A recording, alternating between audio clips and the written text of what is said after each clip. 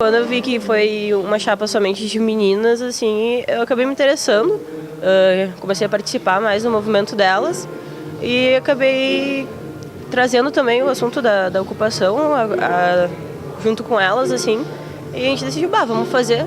E elas, vamos fazer, acabei ficando aqui, até agora estou aqui, né, desde o primeiro dia da ocupação. Eles tiveram autonomia total para fazer a ocupação nas escolas. No primeiro momento nós fizemos todo o encaminhamento junto com eles, né, e demos todas as condições como escola para que eles pudessem se organizar, né, nas primeiras semanas, e aí agora eles estão mais ou menos autônomos, né, tomando par da situação do colégio. Aqui a gente divide tudo por comissão de cozinha, segurança, atividade, infraestrutura e outras atividades que acabam acontecendo aqui.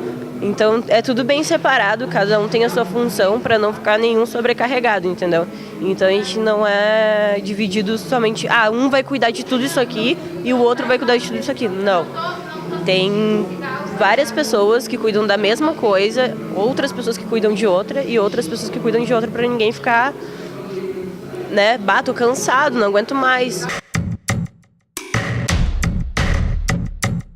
Assim, nós temos um número de professores que até assinaram uma lista, que são os professores apoiadores do movimento. É claro que sempre tem aqueles professores que não fazem greve, né, e tem aqueles professores que não fazem greve, mas apoiam, ou não fazem greve e não apoiam, né, o movimento. Nós estamos tendo uma relação tranquila dentro da escola, né? Não tem assim aquele impasse de os professores querer dar aula ou de os alunos querer vir para ter aula. Então é uma situação bem tranquila. Mesmo aqueles que não estão apoiando o movimento ou que não concordam com o movimento, eles não estão transgredindo a ação dos alunos, né? Eles não estão forçando para que os alunos desocupem ou saiam da escola.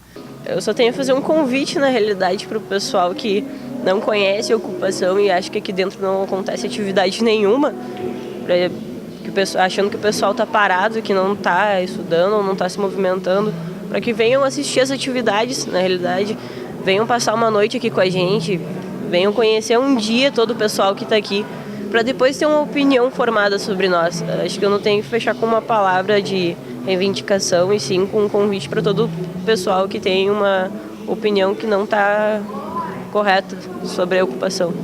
E as outras que estão acontecendo também nas outras escolas.